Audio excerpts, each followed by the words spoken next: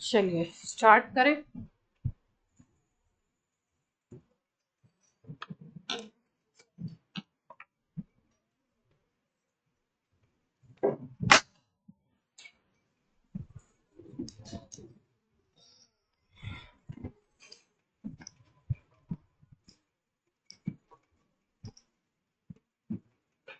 जब जब जो होना होता है तब तब हो।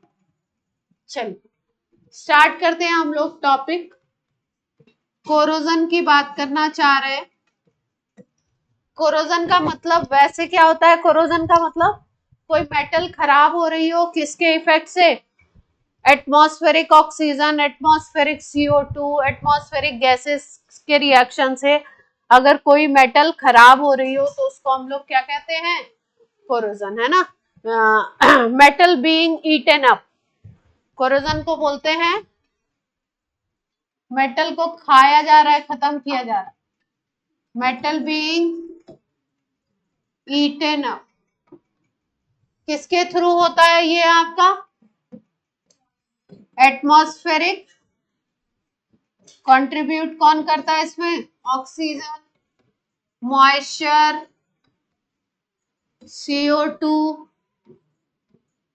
इनकी वजह से कोरोजन कॉज होता है। आयरन के केस में अगर हम लोग देखें तो आयरन के ऊपर एक ब्राउन कलर की लेयर आ जाती है, ब्राउन लेयर आ जाती है जो होती है iron oxide Fe2O3.XH2O। Hydrated iron oxide की लेयर बनती है।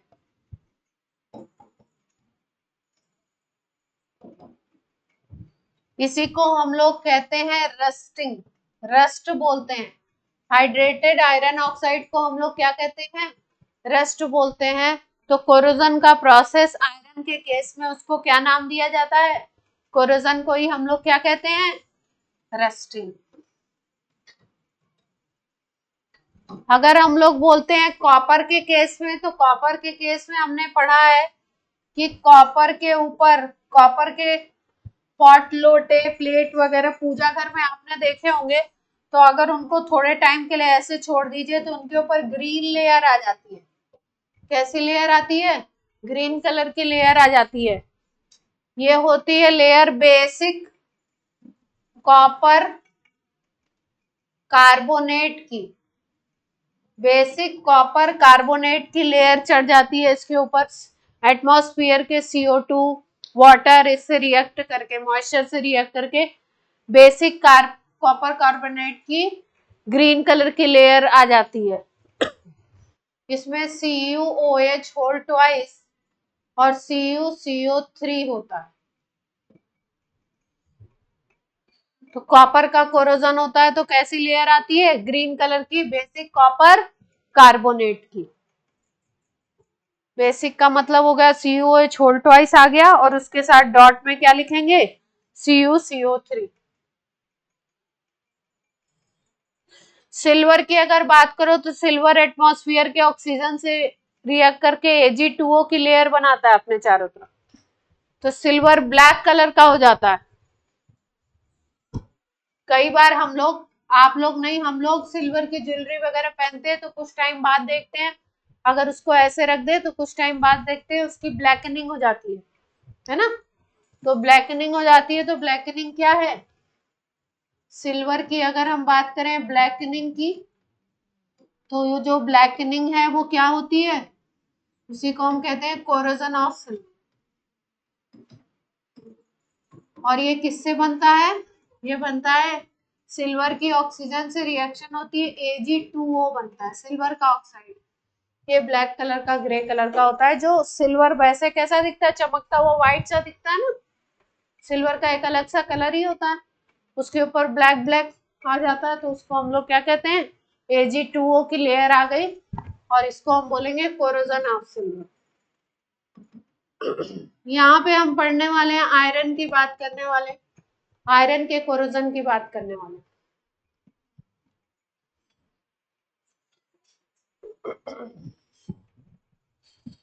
नोट हो गया?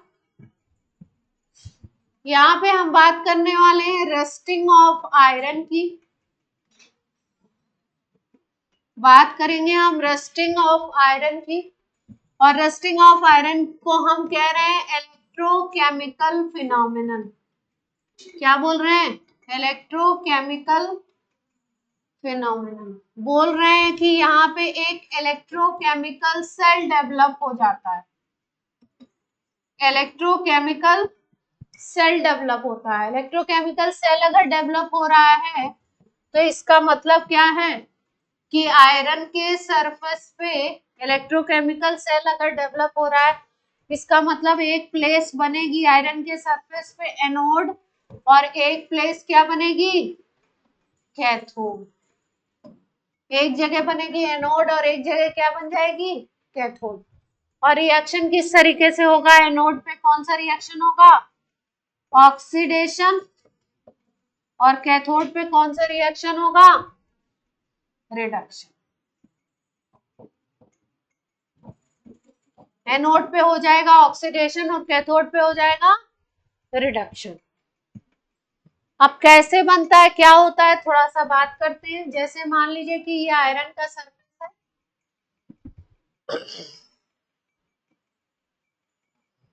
ये मान लो आयरन का सरफेस है, ठीक है। इस पे यहाँ पे पेंट वगैरह नहीं है, खाली है सरफेस, आयरन। तो यहाँ पे क्या होगा इस जगह पे अगर आपको सेल बनाना है तो उसमें सेल में इलेक्ट्रोलाइट भी होगा। जो सब्सटेंस आप फिल करते हो उसको इलेक्ट्रोलाइट बोलते हैं ना, इलेक्ट्रोड में। तो इलेक्ट्रोलाइट की तरह यहाँ पे क्या काम करता है? एटमॉस्फेयर की मॉइस्चर और एटमॉस्फेयर की CO2 ये मिलके बना लेते हैं एक एसिड जिसको बोलते हैं H2CO3। This is called carbonic acid. क्या नाम है इसका? Carbonic acid. ये काम करता है इस सेल में इलेक्ट्रोलाइट की तरह। मतलब आयरन के सरफेस पे आयरन का कोई आर्टिकल है, उसके सरफेस पे H2CO3 बन गया। H2CO3 कैसे बना? एटमॉस्फेयर में मॉइस्चर थी, नमी थी, और CO2 थी, उन दोनों के कॉम्बिनेशन से बन गया H2CO3। ये इलेक्ट्रोलाइट की तरीके से काम करेगा। अब मॉइस्चर तो है ही, तो रिएक्शन क्या होगा? H2CO3 जो होगा ये भी टूट करके H+ देगा और CO3-2 देगा, और जो मॉइस्चर होगा वो भी टूट करके देता है H+ और OH-।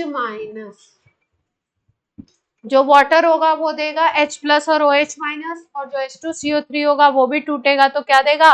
H+ देगा और CO3-2 देगा। क्लियर है यहाँ तक की बात?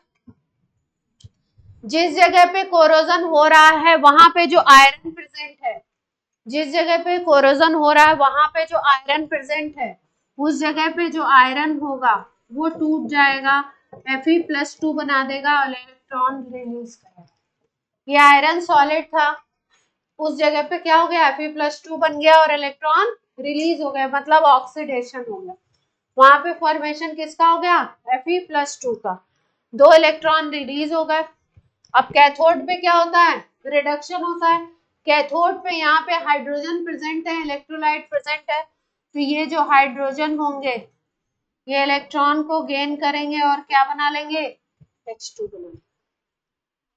इलेक्ट्रॉन को गेन करेंगे और क्या बनाएंगे? H2। रिएक्शन लिख लीजिए, कैथोड पे क्या हो रहा है, एनोड पे क्या हो रहा है। हाँ, सब इलेक्ट्रोलाइट की तरह कौन काम किया?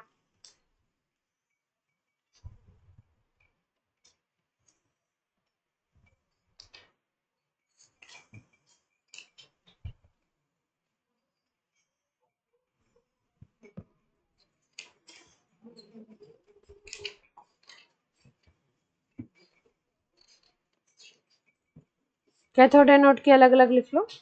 कहाँ लिखे? पहले ही लिख लो।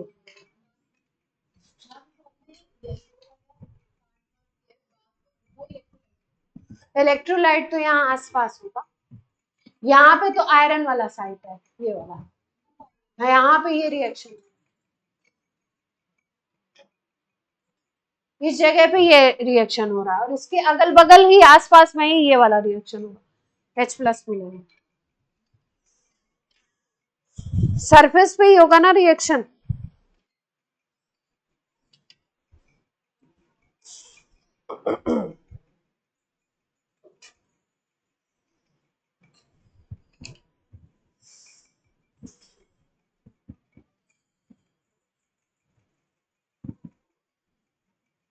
एक रिएक्शन और लिख लो, ये लिख लो तब फिर और एक रिएक्शन होगा।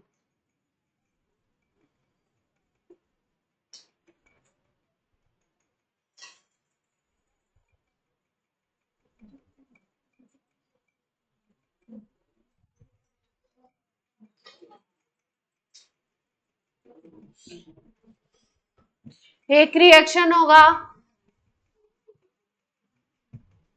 O2 plus H plus electron gives H2O, ये भी बनेगा, ये रिएक्शन भी होगी।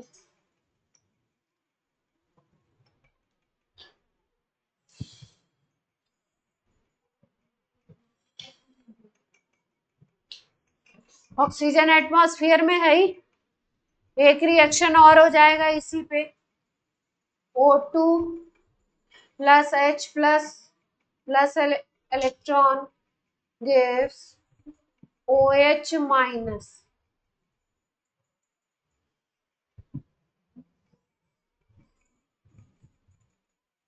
एक मिनट,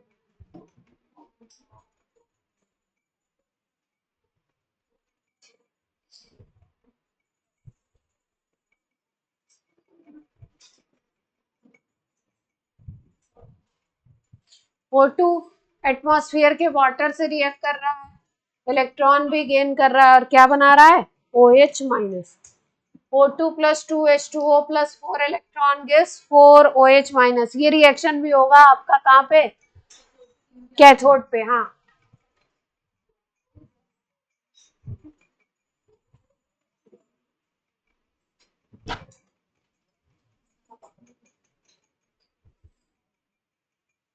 ठीक है। अब ये जो Fe+2 है, ये ऑक्सीजन तो मिल ही रही है, तो Fe+2 ऑक्सीजन से रिएक्ट करके Fe2O3 बना लेता है, वाटर है ही, उसके साथ मिलकर के H2O भी बना लेगा उसके साथ साथ। ये लिख लीजिए, तब आगे की रिएक्शन लिखते हैं। तो आपने याद क्या रखना है, आपको याद रखना है इलेक्ट्रोलाइट की तरह कौन काम कर रहा है, क्यों इसको इलेक्ट्रोकेमिकल सेल कह रहे हैं। तो कैथोड बन रहा है एक प्लेस पे क्या बन रहा है, एनोड। जहां से आपका पेंट, आयरन का कोई यूटेंसिल है, आयरन की कोई टेबल है, मान लो ये आयरन की टेबल है, इसमें हमने पेंट कराया, तो जहां जहां पे पेंट है वहां पे तो कोरोजन होगा नहीं। अगर किसी जगह से पेंट हट गया तो वहां पे आयरन का सरफेस जो होगा वो एयर से, एटमॉस्फेयर से एक्सपोज हो जाएगा, तो उस जगह पे तो ये वाली रिएक्शन होगी, Fe gives Fe+2 plus electron, और यहाँ से जो इलेक्ट्रॉन रिलीज होंगे वो कहाँ पे चले जाएंगे, H+ के पास चले जाएंगे, तो वो बना लेंगे H2O, और क्या बनाएंगे, H2O फिर से एटमॉस्फेयर में मिल जाएगा और ये OH माइनस बनेगा। तो मेनली रिएक्शन किसकी याद रखनी है कि यहाँ पे क्या बन रहा है, OH माइनस बन रहा है, रिडक्शन हो रहा है, और वहां पे क्या हो रहा है आपका क्या बन रहा है। तो आपसे कभी कभी एक नंबर में क्वेश्चन पूछ लेते हैं कि जहां पे कोरोजन का साइट है, जिस जगह पे आयरन खराब हो रहा है, कोरोजन हो रहा है, वहां पे इलेक्ट्रोकेमिकल सेल का एनोड बनता है या कैथोड। तो आप क्या बताएंगे, वहां पे ऑक्सीडेशन हो रहा है तो क्या बनेगा, एनोड बनेगा, और उसके आसपास साइट होगी, उसके आसपास जगह होगी जहां पे क्या बनेगा, कैथोड क्रिएट होगा, वहां पे होगा रिडक्शन। क्लियर है बात।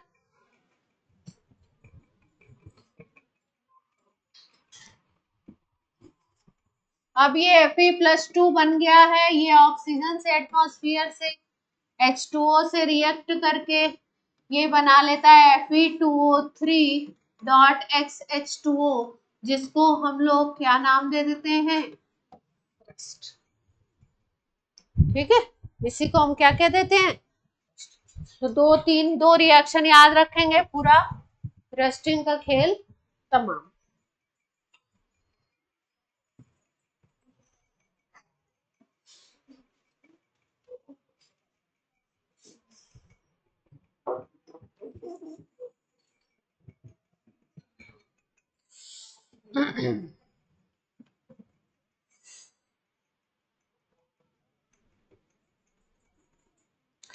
अब आपसे पूछते हैं कि अगर रिएक्शन में पीएच बढ़ाओगे, जिस जगह पे आपका हो रहा है कोरोजन, अगर पीएच बढ़ा देते हो या पीएच कम कर देते हो तो क्या इफेक्ट आपका पड़ने वाला है। ठीक है, अब देखिए आपको H+ की जरूरत है रिएक्शन होने के लिए, H+ की रिक्वायरमेंट है। तो अगर आप पीएच को इंक्रीज करते हो, पीएच को इंक्रीज करते हो, है ना, जैसे बोलते हैं कि एबव 9 and 10 पीएच की वैल्यू 9 या 10 से अगर ज्यादा कर देते हो, देन कोरोजन का रेट बहुत कम हो जाता है, मतलब कोरोजन क्या हो जाता है, लेस, कम होगा। तो ऐसा क्यों हो रहा है? पीएच अगर आप कितना बढ़ाते हो, 9 या 10 तक करते हो, यानी पीएच को बढ़ा रहे हो, तो आपको पता है पीएच जो होता है वो इनवर्सली प्रोपोर्शनल होता है H+ कॉन्सेंट्रेशन के, क्योंकि पीएच इज इक्वल टू आप लिखते हो क्या, माइनस लॉग ऑफ H+। तो पीएच बढ़ा रहे हो तो H+ की कॉन्सेंट्रेशन क्या होगी, कम होगी, और H+ की कॉन्सेंट्रेशन अगर कम होगी, H+ अगर डिक्रीज कर रहा है तो कोरोजन कम हो जाएगा ना, कोरोजन कम हो जाएगा। ये बात क्लियर हो रही है?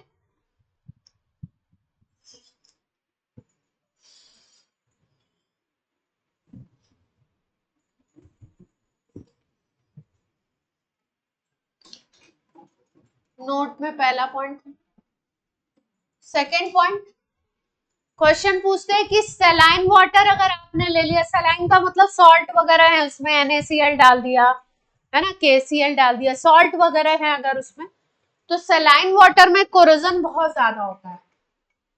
सलाइन वाटर अगर आप ले लेते हो, उस साइड पे वहां पे सलाइन वाटर थोड़ा सा डाल दीजिए, एटमॉस्फेयर से तो मिल ही रहा है, आपने वहां पे और डाल दिया, तो सलाइन वाटर में कोरोजन बहुत ज्यादा होता है। इसका रीजन पूछते हैं क्यों, तो क्या बताएंगे, सलाइन वाटर का मतलब आपने सॉल्ट डाला है, जैसे NaCl डाला तो Na+Cl- हो जाएंगे, जैसे ही आप आयंस बढ़ाओगे वैसे ही कंडक्टेंस बढ़ जाएगा, है ना, आयंस बढ़ाओगे तो कंडक्टिविटी बढ़ेगी, कंडक्टेंस बढ़ेगा, तो जो सेल क्रिएट हो रहा है उसमें रिएक्शन का रेट क्या हो जाएगा, बढ़ जाएगा। इलेक्ट्रोलाइट आयंस बढ़ा रहे हैं तो इससे क्या हो रहा है, कंडक्टेंस इंक्रीज करेगा, और कंडक्टेंस इंक्रीज करेगा तो रिएक्शन बढ़ेगी, रिएक्शन बढ़ेगी तो कोरोजन क्या होगा, बढ़ेगा। पॉइंट क्लियर हो रहा है प्यारे बच्चों? एनसीईआरटी लाया कोई?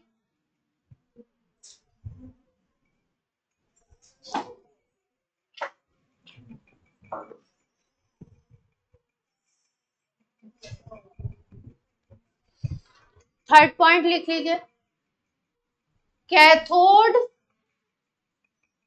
ये पॉइंट याद रखेंगे, एरिया कौन सा होगा, वेयर ऑक्सीजन इज हाई, जहां पे ऑक्सीजन ज्यादा अमाउंट में होगी, उस सरफेस पे, जिस जगह पे भी अगर ऑक्सीजन ज्यादा है किसी जगह पे, तो वो एरिया कैसे काम करेगा, कैथोड की तरह,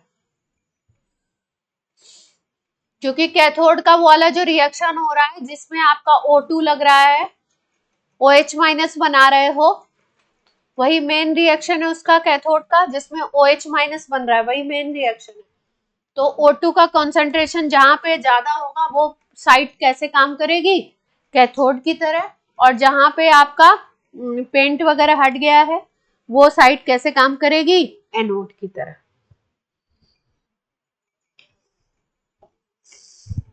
इसमें दिया हुआ है कोरोजन, इसमें ओवरऑल रिएक्शन दिया है आपकी, इसमें एनोड का रिएक्शन तो आपको याद ही हो जाएगा, कैथोड का रिएक्शन, कैथोड का इन्होंने रिएक्शन दे रखा है, O2 + H+ + 4 इलेक्ट्रॉन वाटर बना रहे हैं, और फिर इसी दोनों को जोड़ करके ओवरऑल रिएक्शन दिया हुआ है।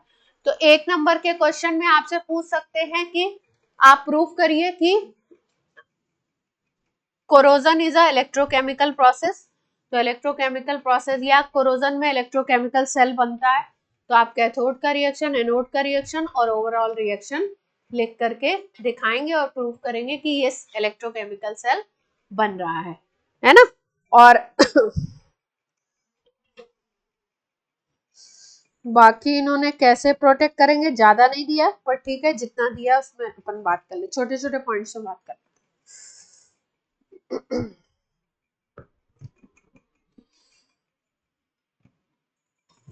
अगर हम लोग बात करें कि इसको रोकना चाहते हैं तो कैसे कैसे रोक सकते हैं, क्या क्या हमारे पास टूल्स है, क्या क्या चीजें हैं। जैसे सबसे पहला है आपका कि आप पेंट कर दीजिए, पेंटिंग कर दीजिए आयरन आर्टिकल के ऊपर, क्या कर दीजिए, पेंट लगा दीजिए। तो एक्सपोजर ऑक्सीजन से रुक जाएगा, एटमॉस्फेयर से रुक जाएगा, बीच में पेंट आ जाएगा तो बात बन जाएगी अपनी। या ऑयल लगा दीजिए, ऑयलिंग कर दीजिए, या ग्रीज एक आता है, ग्रीजिंग कर दीजिए, उससे भी बात बन जाएगी।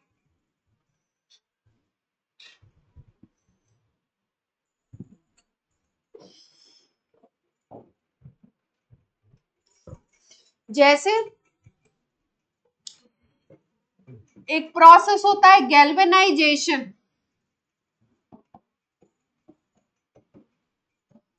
गैल्वेनाइजेशन में क्या करते हैं, ये आयरन का मान लो आर्टिकल है, कोई भी चीज आयरन का, इसको हम प्रोटेक्ट करना चाहते हैं तो हम लोग क्या करते हैं कि यहाँ पे मेल्टेड जिंक, जिंक कैसा रखा हुआ है, मेल्टेड है बिल्कुल, उसमें इसको डिप कर देंगे, इसको क्या करेंगे, इसमें डिप कर देंगे।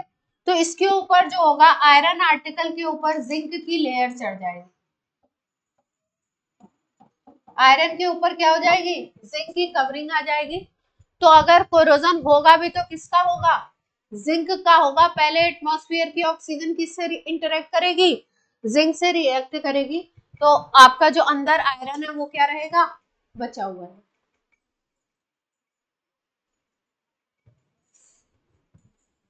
गैल्वेनाइजेशन बोलते हैं covering of zinc on iron surface is called galvanization.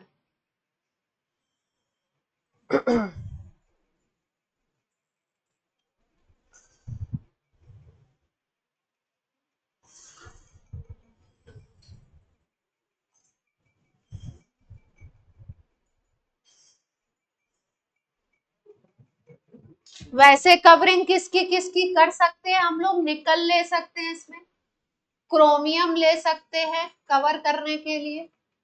पूछ सकते हैं कौन कौन से मेटल की कवरिंग आप चढ़ा सकते हैं इसके ऊपर, निकल ले सकते हैं, क्रोमियम ले सकते हैं, टिन ले सकते हैं, एसएन, एसएन की भी कवरिंग करी जाती है। लोहे की कढ़ाइयों पे एसएन चढ़ा दिया जाता है, टिन, तो उसको बोलते हैं, क्या लिखते थे आपकी 10th की बुक में उसको, अगर टिन चढ़ाते हैं आयरन के आर्टिकल पे, स्टील के आर्टिकल पे, तो उसको लिखते हैं कलई, क्या बोलते हैं, आयरन के जैसे लोहे की कढ़ाई है उसमें अगर टिन की लेयरिंग कर दी गई तो उसको बोलते हैं कलई। दिखाएंगे आपको किसी दिन कोई कढ़ाई है, नहीं बहन, कोरोजन प्रूफ हो जाएगा, नॉन स्टिक नहीं हो जाएगा। है? नहीं होता है,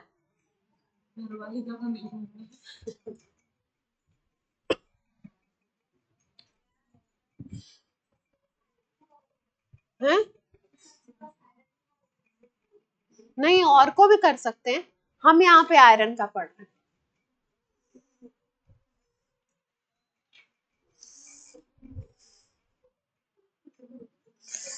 अगला पॉइंट लिख लीजिए, iron surface is coated with phosphate,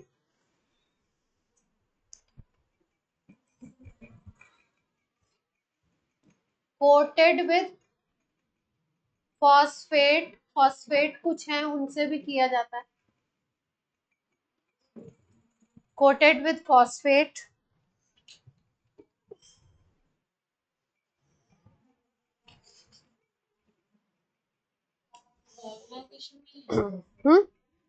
galvanisation केवल बोलते हैं जिंक को से कवर करेंगे तब।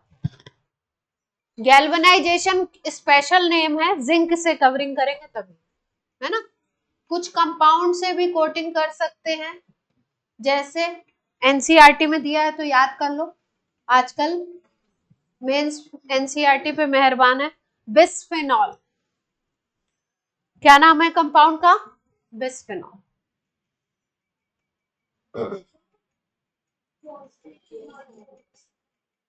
एनसीईआरटी में कोई एग्जाम्पल अलग से करके देखते हैं तो देते हैं तो उसको याद करना बहुत जरूरी होता है। उसके बाद एक और टर्म है, उससे भी प्रोटेक्ट कर सकते हैं हम लोग, उसको हम लोग कहते हैं सैक्रिफाइस बोलते हैं ना, सैक्रिफिशियल प्रोटेक्शन। एक कंपाउंड है, इसकी कवरिंग कर सकते।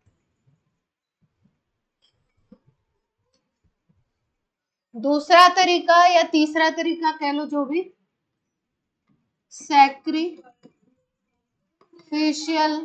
प्रोटेक्शन।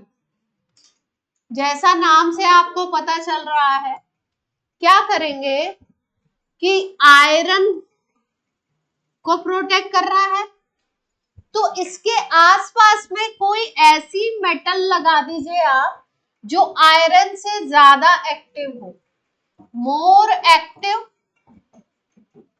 Metal than iron. किसको लगा दें? अगल बगल में ऐसी मेटल को लगा दो जो इससे ज्यादा एक्टिव हो। तो जब एटमॉस्फेयर की ऑक्सीजन या मॉइस्चर मिलेगी ना, तो सबसे पहले इसी से रिएक्ट करने लगेगी, आयरन से रिएक्ट ही नहीं करेगी। तो ऑक्सीजन या वाटर जो आएगा वो किससे रिएक्ट करने लगेगा? जो ज्यादा एक्टिव है ना। तो ये खराब होगा, आयरन खराब नहीं होगा आपका। ये जो मेटल है ये खराब हो जाएगी, लेकिन आयरन आपका खराब नहीं होगा। ये बगल में जो आयरन है ये क्या रहेगा? प्रोटेक्ट हो जाएगा।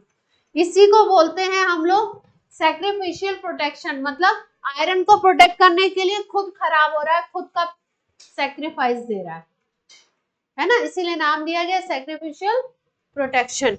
जैसे अगर हम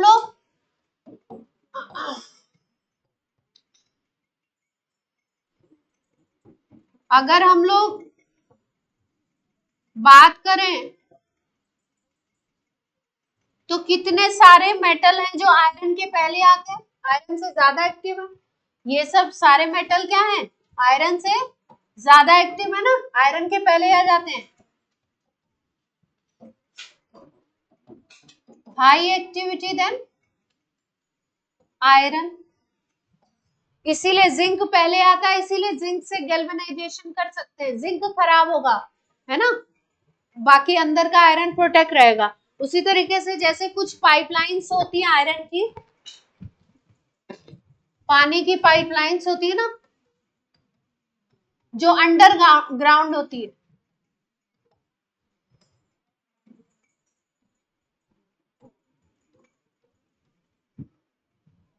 अंडरग्राउंड वाटर की पाइपलाइंस जो होती है उनमें क्या करते हैं कि जैसे आयरन का है, अब इसमें से पानी की पाइपलाइन है तो ऑब्वियसली पानी तो फ्लो करेगा ही करेगा।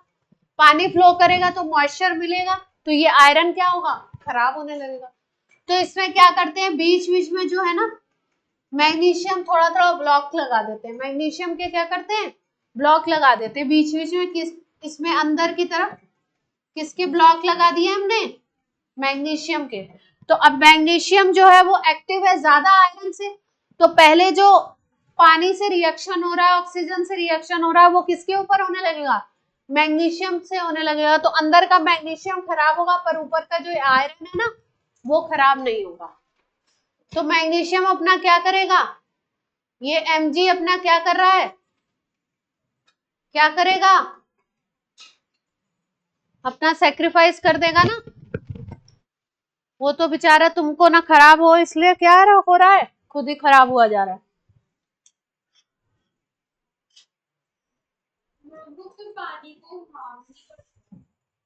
सॉल्युबल केमिकल बनेंगे, निकल जाएंगे पानी साथ। हार्म करेगा तो क्यों लगाएंगे? और वैसी पाइपलाइंस जिसमें कहीं से पानी बाहर बाहर जा रहा हो, नदी नालों में फेंका जा रहा हो, अंडरग्राउंड पाइपलाइंस।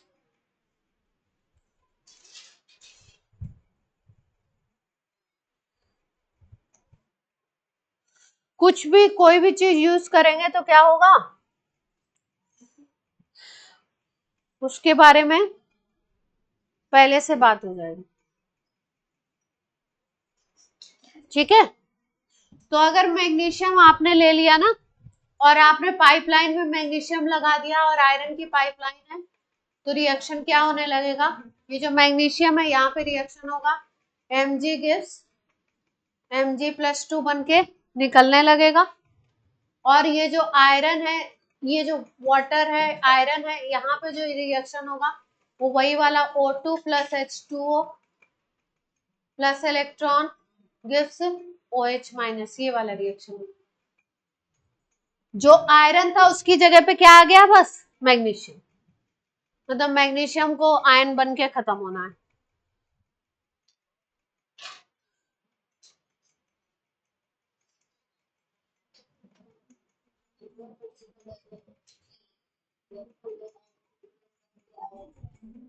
आयरन को ऐसे बचा रहा है क्योंकि मैग्नीशियम की एक्टिविटी ज्यादा है, तो मैग्नीशियम पहले ऑक्सीडाइज हो रहा है, उस केस में आयरन की एक्टिविटी ज्यादा थी। अगर केवल आयरन है तो ऑक्सीजन वगैरह से एटमॉस्फेयर से रिएक्ट करके उसको इलेक्ट्रॉन मिलते हैं, और इलेक्ट्रॉन जब मिलते हैं तो वो क्या, इलेक्ट्रॉन मिलते नहीं है, वो इलेक्ट्रॉन बाहर निकालता है और क्या बना लेता है, आपका Fe+2 बना लेता है। लेकिन Fe के साथ साथ अगर वहां पे मैग्नीशियम भी प्रेजेंट है तो एक्टिविटी, क्योंकि मैग्नीशियम की ज्यादा है इसलिए मैग्नीशियम ऑक्सीडाइज हो जाएगा, आयरन क्या रहेगा, बचा रहेगा। तो मैग्नीशियम ऑक्सीडाइज होगा, +2 बनेगा, तो +2 बन के वो बाहर जाएगा पानी के साथ साथ, कोई सॉल्ट वगैरह बना के ऑक्सीजन से रिएक्ट करके ऑक्साइड बना के बाहर जाएगा। तो मैग्नीशियम धीरे धीरे खत्म होने लगेगा। जहाँ ऑक्सीडेशन होने लगता है वहां पे आपको सिखाया जाता है ना इलेक्ट्रोकेमिकल सेल में, वो रॉड पतली होने लगती है। तो मैग्नीशियम तो खत्म होने लगेगा बेचारा, और आयरन का वैसा ही जो पाइपलाइन है वैसा ही रहे। क्लियर है बात प्यारे बच्चों, बोलिए, जल्दी से बोलिए। सैक्रिफिशियल प्रोटेक्शन,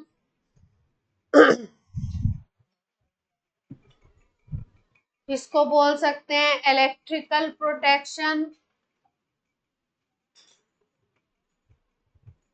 इसको बोल सकते हैं कैथोडिक प्रोटेक्शन। कैथोडिक क्यों बोला, आयरन जहां पे था वहां पे कैथोड बन गया और ये वाला रिएक्शन होने लगा कैथोड वाला, और ये क्या हो गया, आयरन पे वो रिएक्शन नहीं हो पाया, कैथोडिक प्रोटेक्शन भी बोलते हैं। सैक्रिफिशियल, इलेक्ट्रिकल, कैथोडिक, तो दो ही तीन चीजें हैं, ऑयल लगाओ, ग्रीस लगाओ, पेंट लगाओ, जिंक लगाओ, और क्या लगाओ, टिन लगाओ, क्रोमियम लगाओ, निकल लगाओ, ऊपर से पेंटिंग कर दो इन सब से। एक तो ये है ना। जैसे आपने सुना होगा इलेक्ट्रोप्लेटिंग, इलेक्ट्रोप्लेटिंग सुना है, इलेक्ट्रोप्लेटिंग कहाँ सुना है, इलेक्ट्रोप्लेटिंग कहाँ सुना है बताइए, कहीं पढ़ाया मैंने इलेक्ट्रोप्लेटिंग,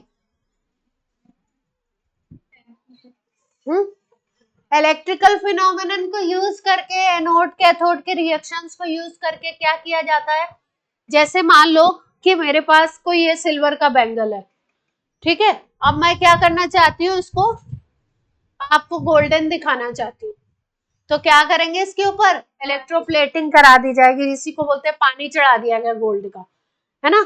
तो वो बेसिकली केमिकल फिनोमेनन है और उसको हम क्या कहते हैं, इलेक्ट्रोप्लेटिंग कहते हैं। एक के ऊपर दूसरे एलिमेंट की लेयर चढ़ा दी जाती है, लेकिन फिनोमेनन उसमें इलेक्ट्रोलिसिस फिनोमेनन से करते हैं, है ना। जिसके ऊपर लेयर चढ़ानी है उसको बनाते हैं कैथोड, और जिसकी लेयर चढ़ानी है उसको बनाते हैं एनोड, है ना।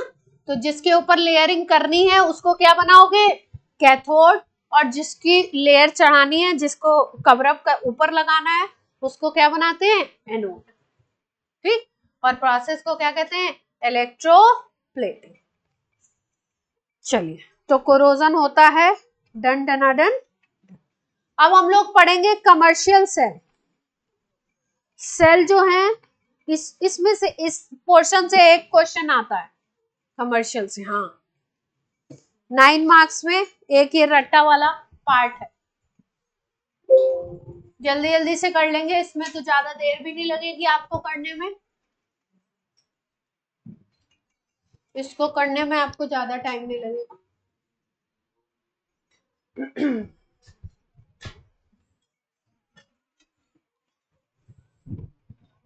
चैप्टर को 3 पार्ट में तोड़ के करना है। एक में ये लास्ट में जो सेल बता रहे हैं वो याद करने हैं, कोरोजन याद करना है।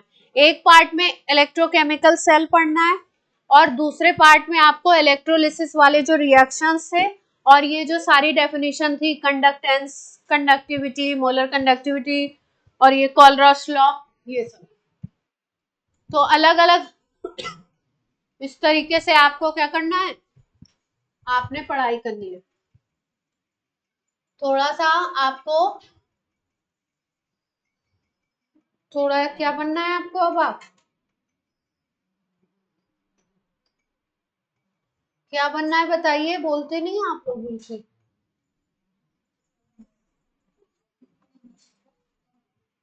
क्या बनना चाहते हैं,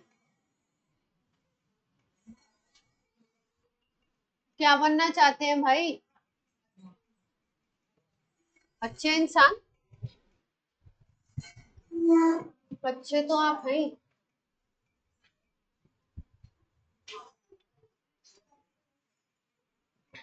कहाँ सेव करा जाए इसको,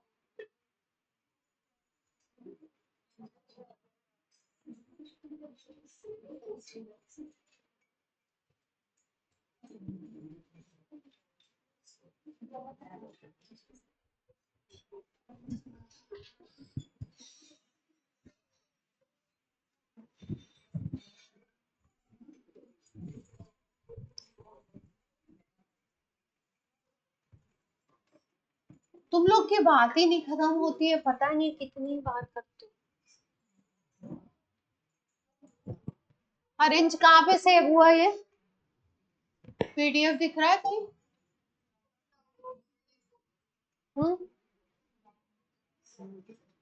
नहीं अभी सेव मारा है ना मैंने, तो कहाँ पे सेव, डाउनलोड्स में तो होगा ही।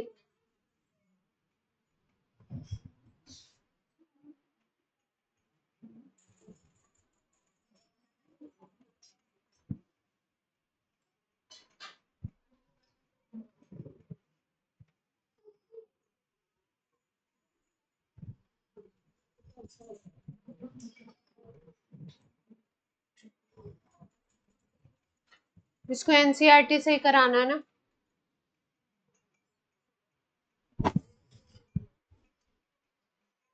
NCERT line to line cover up होनी चाहिए, एक एक एग्जाम्पल किया होना चाहिए, नहीं आए तो पूछना है आपने।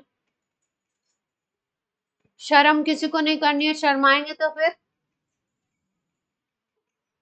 फिर मैं क्या बोलूं, शर्मा जी हो जाएंगे, फिर क्या बोलूं।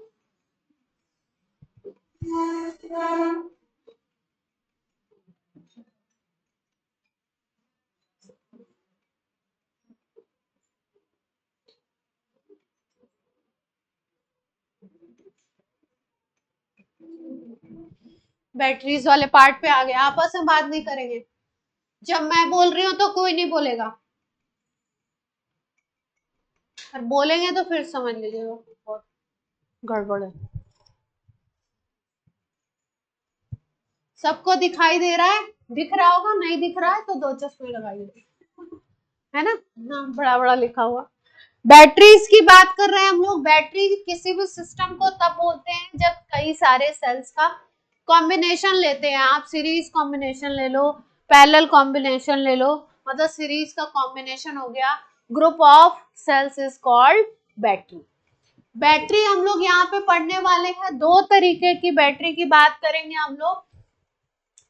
Any battery actually it may have one or more than one cell connected in series or cell that we use as a source of electrical energy, basically a galvanic cell. हम लोग यहाँ पे जो बात कर रहे हैं गैल्वेनिक सेल, इलेक्ट्रोलाइटिक की भी बात करेंगे। जिसकी बात करने वाले हैं, ये दो तरीके की सेल की हम बात करेंगे। एक को बोलते हैं प्राइमरी सेल, दूसरे को बोलते हैं हम सेकेंडरी सेल। सेकेंडरी सेल का मतलब है अगर एक बार उसके कंटेंट खत्म हो गए तो हम लोग उसको दोबारा से रिचार्ज कर सकते हैं। जैसे इन्वर्टर वगैरह में जो सेल होते हैं उनकी रिचार्जिंग हो जाती है। प्राइमरी सेल जो होता है वो वन टाइम यूज होता है, मतलब एक बार आप यूज किए, अगर वो खराब हो गया तो आपको फेंकना पड़ेगा, वो दोबारा से रिचार्ज नहीं हो पाता है। प्रैक्टिकल में टीचर आपसे कई बार वाइवा में क्वेश्चन पूछता है प्राइमरी सेल और सेकेंडरी सेल में डिफरेंशिएट करिए। तो प्राइमरी सेल और सेकेंडरी सेल का प्राइमरी डिफरेंस यही है कि प्राइमरी सेल को दोबारा रिचार्ज नहीं कर सकते और सेकेंडरी सेल को आप क्या करते हैं, बार बार यूज करते हैं, बार बार रिचार्ज करते हैं। एक बार उसमें जब उसका कंटेंट खत्म होता है तो उस प्रोसेस को हम कहते हैं डिस्चार्जिंग, और जब उसको हम फिर से रिवाइव कर लेते हैं तो उस रिवाइवल के प्रोसेस को कहते हैं चार्जिंग। चार्जिंग डिस्चार्जिंग बार बार होती रहती है। खत्म हो रहा है अगर कंटेंट, सेल काम कर रहा है तो डिस्चार्जिंग हो रही है, और फिर से उसको फिर से हम तैयार करते हैं तो उसको क्या कहते हैं, चार्जिंग। बट प्राइमरी सेल में ये ऑप्शन नहीं होता है। एक बार कंटेंट पूरे यूज हो गए, एक बार आपके सारे सेल किसी रीजन से अगर खराब हो गया तो फिर वो क्या होगा, फिर से रिचार्ज नहीं हो पाता है। तो प्राइमरी सेल के कई सारे एग्जाम्पल हम लोगों को करने हैं। लाइन टू लाइन इसमें एनसीईआरटी को करना है, इसी से क्वेश्चन आपको सीधे सीधे मिल जाता है, तो ज्यादा इधर उधर करने की कोई जरूरत है नहीं। In primary batteries the reaction occurs only once and after use over a period of a time battery becomes dead and cannot be reused again। ये बात पहले ही हो गई। The most familiar example of this type of battery is dry cell known as Leclanche cell। एक dry cell आता है, छोटा सा इतना बड़ा सा बैटरी जो है उसको हम लोग बोलते हैं ड्राई सेल। और वो किस सेल का एग्जाम्पल है, एक साइंटिस्ट का ही नाम है ये बेसिकली, उसको हम लोग बोलते हैं, उनका क्या नाम है, लेक्लांचे। तो लेक्लांचे सेल का एग्जाम्पल है ये, डिस्कवरर के नाम पे। which is used commonly in our transistors, clocks। the cell consists of zinc container। इसमें जिंक का कंटेनर होगा। also act as anode। Zinc का जो कंटेनर होगा, आउटर कवरिंग होगी।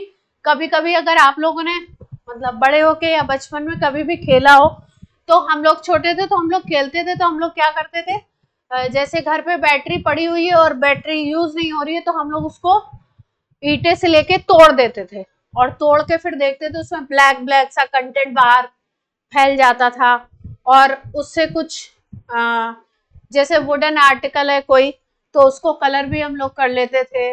और वो ब्लैक ब्लैक सा उसमें MnO2 भरा हुआ होता है, वो ब्लैक कलर का होता है। अगर लैब में आप जाओगे तो MnO2 पाउडर या MnO2 जिस भी फॉर्मेट में होगा आपको डार्क ब्लैक कलर का दिखता है, तो उसमें वो फिल होता था, वो बाहर आ जाता था, और बाहर जो कवरिंग होती थी जिससे वो बना हुआ होता था वो किसका होता था, जिंक का। तो वही चीज बताई जा रही है, जिंक का कंटेनर है जो काम करेगा एनोड की तरह। तो आपको क्या ध्यान रखना है, ड्राई सेल। ड्राई सेल किसका एग्जाम्पल है, लेक्लांचे सेल का। उसमें एनोड होगा, कैथोड होगा। एनोड किससे बना हुआ है, जो जिंक का कंटेनर है, जो आउटर उसकी कवरिंग है वही क्या है उसका, anode. The cathode is carbon graphite rod surrounded by the powdered manganese dioxide। यहाँ पे एक कैथोड कार्बन की ग्रेफाइट की रॉड लगी हुई होगी बीच में, वो कैसे काम करेगी, कैथोड की तरह। यानी कि ये बाहर वाली लेयर तो एनोड है और ये अंदर क्या है, कैथोड है। ये किससे बना हुआ है, ग्रेफाइट से, और ग्रेफाइट आपको पता है किसका फॉर्म होता है, कार्बन का। बीच में क्या भरा हुआ होगा, MnO2 भरा हुआ है ब्लैक कलर का, जिसको बोलते हैं मैग्नीज डाइऑक्साइड। क्लियर है बात इतनी। The space between electrode is filled with the moist paste of ammonium chloride. बीच में कौन सा पेस्ट भरा हुआ है, अमोनियम क्लोराइड और जिंक क्लोराइड का पेस्ट बीच में फिल है। द इलेक्ट्रोड रिएक्शंस याद रखनी है आपको सीधे सीधे। एनोड पे क्या रिएक्शन हो रहा है, zinc solid converted into Zn+2 electron, ये रिएक्शन हम लोग कई बार पढ़ चुके हैं। कैथोड का रिएक्शन आपको याद करना पड़ेगा, MnO2 plus NH4 plus electron gives MnOOH plus NH3 बनता है। ठीक है, अगर ओवरऑल रिएक्शन लिखेंगे तो दोनों को जोड़ के लिख देंगे, ओवरऑल रिएक्शन बन जाएगी। यहाँ पे 2 इलेक्ट्रॉन है, यहाँ पे 1 इलेक्ट्रॉन है, तो सेकेंड वाली में 2 का मल्टीप्लीकेशन करना पड़ेगा, फिर जोड़ेंगे। In the reaction at cathode, manganese is reduced from +4 oxidation state to +3। MnO2 में मैंगनीज का ऑक्सीडेशन नंबर +4 है और MnOOH में +3 हो जाता है, यानी कि रिडक्शन हो रहा है। Ammonia is produced in the reaction, forms a complex with zinc to give, बाद में अभी कॉम्प्लेक्स कंपाउंड आपने पढ़ा नहीं है, तो ये जिंक का पॉपुलर कॉम्प्लेक्स है ZnNH3 बोलिए।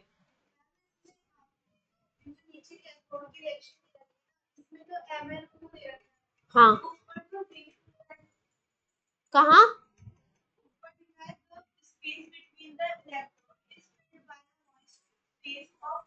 हाँ दोनों चीजें उसमें भरी हुई हैं, फिल्ड हैं, लेकिन उसमें रिएक्शन जो कर रहा है, इसकी जो कैथोड की रिएक्शन है उसमें पार्टिसिपेटिंग एलिमेंट केवल NH4+ ही है, और जो MnO2 का पेस्ट है वो काम कर रहा है। उसके बाद यहाँ से जो आपका बन रहा है NH3, वो जिंक के साथ कॉम्प्लेक्स बनाएगा, ये वाला ZnNH3 तो आपको ये रिएक्शन कैथोड किसका है, एनोड किसका है, बीच में किस चीज का पेस्ट फिल्ड है, ये याद रखना। The cell has a potential nearly, अगर आपसे पूछे लेक्लांचे सेल का पोटेंशियल कितना होता है अप्रॉक्स, तो कितना बताएंगे, 1.5 वोल्ट। क्लियर है पॉइंट।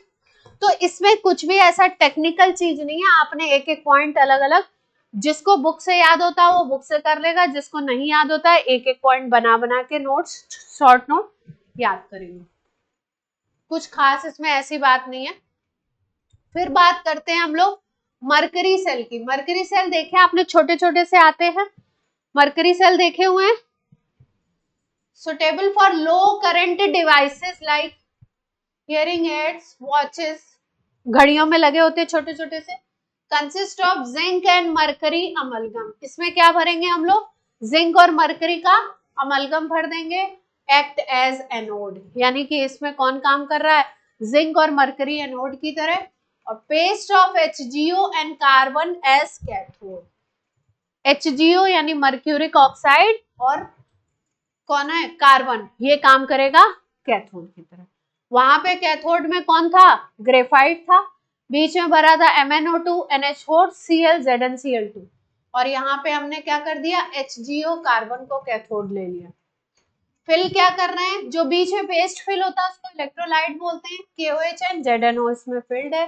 दोनों की रिएक्शन अलग अलग तरीके से याद रखती है, यहाँ जिंक अमलगम है, यहाँ पे HgO H2O की रिएक्शन है, रिएक्शन याद रखना है, और कोई खास बात ऐसी इसलिए मैंने बोला था ये पार्ट कैसा है आपका, केवल याद कर लो और खेल खत्म। दोनों रिएक्शन को जोड़ेंगे तो ओवरऑल रिएक्शन आ जाएगा। कभी कभी जेईई मेंस में ओवरऑल रिएक्शन पूछ ले रहे हैं, बोर्ड के क्वेश्चंस में ज्यादातर पूछते हैं आपको कैथोड किस चीज का है, एनोड किस चीज का है, और किसकी यूटिलिटी क्या है, पोटेंशियल वगैरह पूछ लेते हैं। अभी तक ज्यादा ऐसा रिएक्शन वगैरह इतना नहीं पूछा है। तो ये स्ट्रक्चर है इसका। सेल पोटेंशियल इज अप्रोक्सीमेटली 1.35, उसका 1.5 था, इसका कितना हो गया 1.3। रिमेन्स कांस्टेंट, ये पॉइंट इंपॉर्टेंट है, इससे क्वेश्चन पूछा गया है कई बार। Remains constant during its life as overall reaction, does not involve any ion in the solution whose concentration can change during its life. बोल रहे हैं इसका जो सेल का जो पोटेंशियल है, जब तक यूज करोगे तब तक पोटेंशियल की वैल्यू क्या है, सेम रहती है।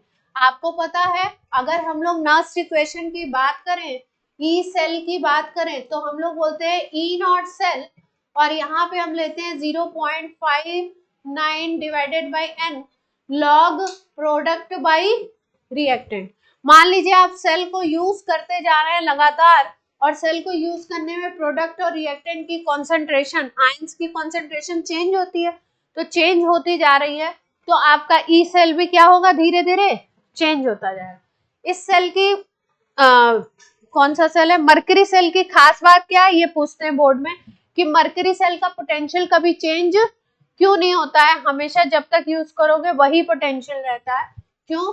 क्योंकि जो इसकी रिएक्शन है उसमें देखो, ये भी सॉलिड है, ये भी सॉलिड है, ये भी सॉलिड है, ये लिक्विड है, तो सॉलिड और लिक्विड की कॉन्सेंट्रेशन इतनी ज्यादा कोई चेंज, कोई आयन नहीं बन रहा है बेसिकली, इसकी रिएक्शन में कोई भी आयन प्रोड्यूस नहीं हो रहा है, इसलिए इनके जो कंटेंट हैं, जो जिंक है, जो भी सब्सटेंस आपने फिल कर रखे हैं, उनकी कॉन्सेंट्रेशन में चेंज ही नहीं आता, इसलिए इनके सेल पोटेंशियल में चेंज नहीं आता है। अब आ गए हम लोग किस पे, सेकेंडरी सेल पे, सेकेंडरी बैटरी पे।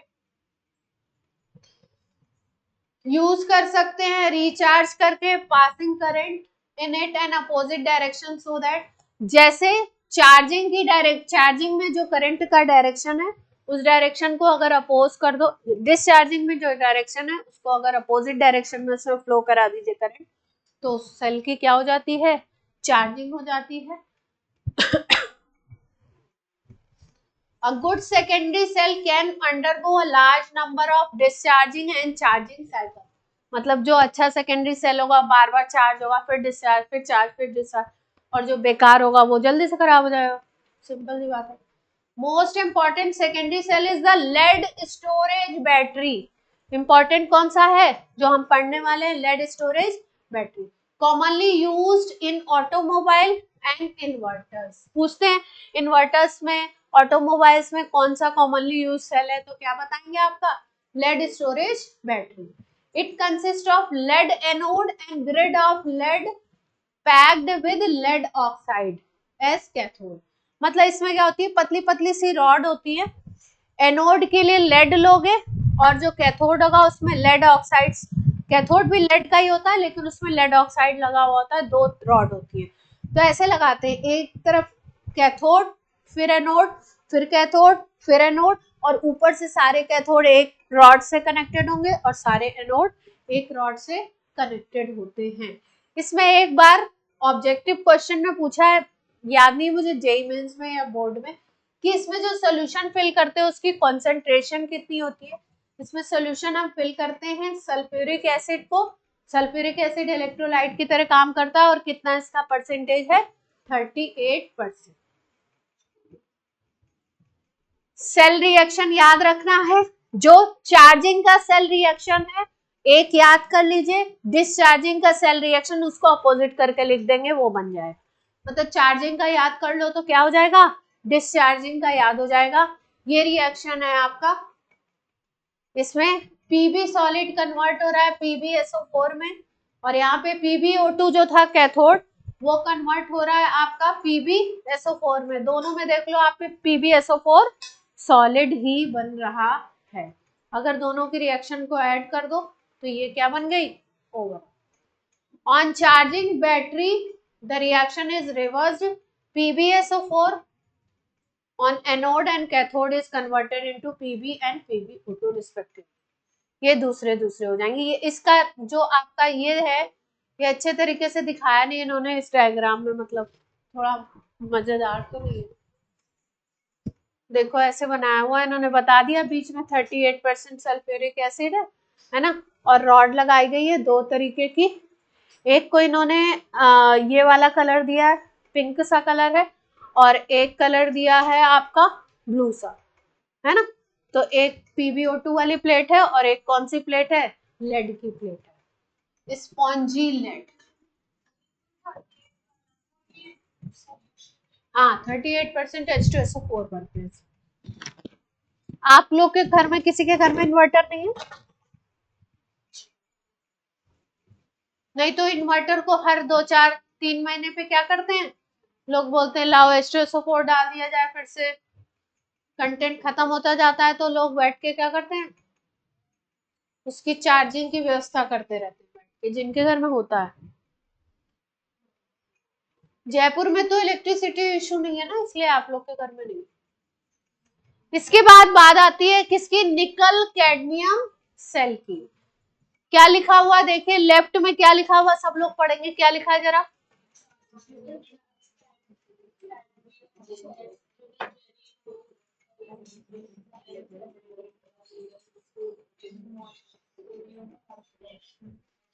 क्या समझ में आया, कुछ अंदर जेली टाइप का भरा हुआ होगा, और वो किससे बना हुआ होगा, या तो NaOH से, मॉइस्ट NaOH से होगा, या मॉइस्ट KOH से बना हुआ होगा। और सेल का नाम क्या है, निकल कैडमियम सेल।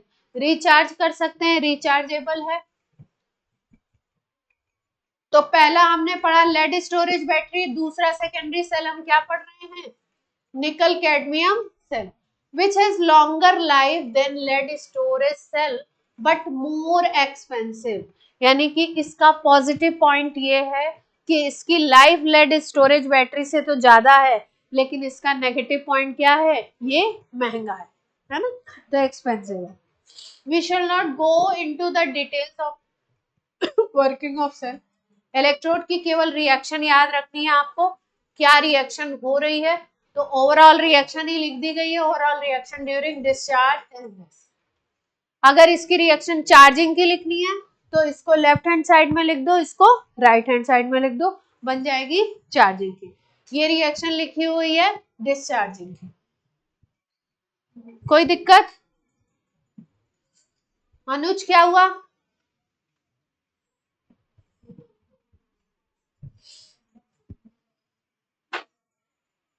सेल में सबसे ज्यादा इंपॉर्टेंट है फ्यूल।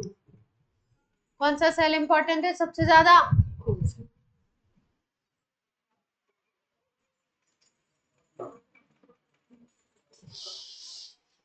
लास्ट टॉपिक है, खत्म करते हैं फटाफट। Production of electricity by thermal plants is not very efficient method and major source of pollution, है ना। अगर आप थर्मल प्लांट लगा के इलेक्ट्रिसिटी क्रिएट करते हो तो उसमें पोल्यूशन बहुत ज्यादा होता है। और ये जो फ्यूल सेल होते हैं इनका बहुत बड़ा एडवांटेज ये है कि ये जो होते हैं ये पोल्यूशन फ्री होते हैं, मतलब इनके प्रोडक्शन, इनकी रिएक्शन से किसी तरीके का पोल्यूशन नहीं होगा। जैसे आप बाकी बैटरीज हैं उनको उठा के अगर उनके कंटेंट को कहीं फेंकते हो तो वो क्या करते हैं, सॉइल पोल्यूशन, या थर्मल प्लांट लगाते हो तो उससे भी बहुत सारे वाटर पोल्यूशन वगैरह होता है। In such plants the chemical energy of fossil fuel, coal, gas और oil is first used for converting water into high pressure steam. क्या बनाते हैं, वाटर से क्या बनाया जाता है, इसमें स्टीम बनाया जाता है। This is then used to run a turbine. फिर इसमें टरबाइन, टरबाइन सुना है आपने कभी, उसमें टरबाइन लगा होता है, उससे इलेक्ट्रिसिटी प्रोड्यूस होती है। We know that a galvanic cell is directly converting chemical energy into electricity and highly efficient.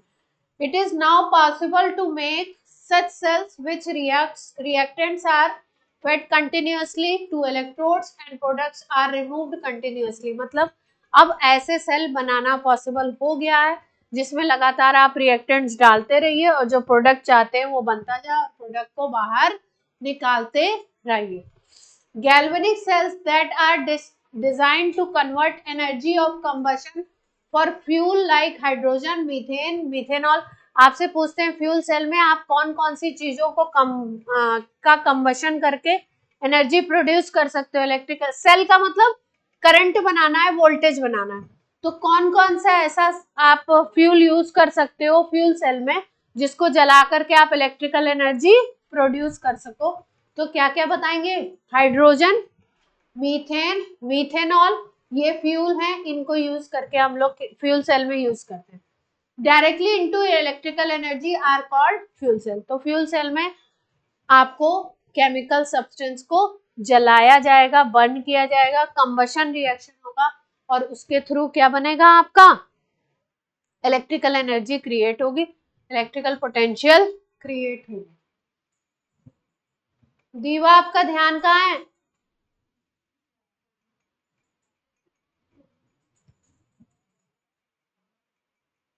ये सबसे इंपॉर्टेंट सेल है फ्यूल सेल। तो सबसे पहले क्या करना है इसका, सबसे पहले क्या करना है इसका, किस एक पॉइंट याद रखना है कि ये पोल्यूशन फ्री होगा। दूसरा पॉइंट याद रखना है कैथोड पे कौन सा रिएक्शन हो रहा है और एनोड पे कौन सा रिएक्शन हो रहा है। कैथोड पे देखिए O2 plus H2 electron 4OH minus, ये रिएक्शन पढ़ चुके हैं हम लोग। और एनोड पे H2 प्लस OH माइनस क्या बन रहा है, H2O plus 4 electron. Overall reaction अगर बात करें तो ओवरऑल रिएक्शन वाटर के प्रोडक्शन का रिएक्शन है, 2H2 plus O2 gives 2H2, है ना, सिंपल रिएक्शन है। अब कुछ बात कर लो थोड़ा सा इस पर, टॉपिक थोड़ा अजीब सा है लेकिन करना तो है, चलिए करिए। One of the most successful fuel cell uses the reaction of hydrogen with oxygen to form water. The cell was used for providing electrical power in Apollo space program. Apollo space program में कौन सा cell, उसमें MCQ में आ सकता है आपका, कौन सा सेल है आपका, फ्यूल सेल है, और वो भी किसको यूज करता है, हाइड्रोजन ऑक्सीजन को यूज करके वाटर बनता है इसमें। The water vapors produced during the reaction were condensed and added to the drinking water supply for the astronauts. Astronauts जो पानी बनता है वो फिर ड्रिंकिंग वाटर की तरह यूज कर लिया जाता है।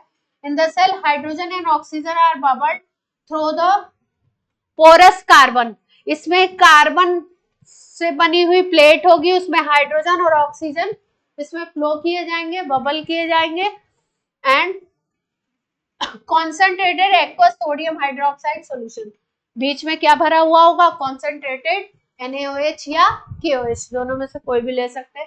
Catalyst like finally divided platinum और पैलेडियम, यानी कैटलिस्ट क्या क्या यूज कर सकते हो, PT ले सकते हो या PD ले सकते हो। Metal are incorporated into the electrodes for increasing the rate of electrode reaction. इस रेट को बढ़ाना है तो ये कैटलिस्ट यूज कर लो। फिर बात हो रही रिएक्शंस की।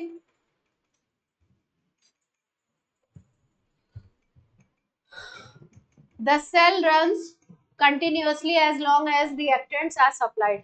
तब तक काम करता रहेगा जब तक रिएक्टेंट इसमें डालते रहोगे। Fuel cell produces electricity with efficiency about 70%। कितनी एफिशिएंसी है इसकी, बहुत ज्यादा है, 70% एफिशिएंसी है as compare to thermal power plant. Thermal plant से जितना आप प्रोड्यूस करोगे, थर्मल से 40 है और इसमें कितनी है, 70। There has been tremendous progress in development of new electrode material, better catalyst and electrolytes in increasing efficiency of fuel cell. कुछ खास बात नहीं है, ये वाली बात खास है। ये सेल कैसे होते हैं, पोल्यूशन फ्री होते हैं, ठीक है। तो ये पोर्शन आपका पूरा होता है, चैप्टर होता है आपका, ये आपको भेज देंगे ये वाला।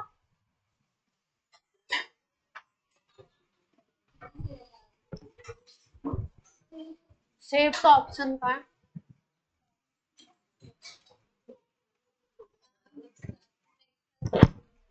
नेक्स्ट क्लास में आप बोलो जो करा दो।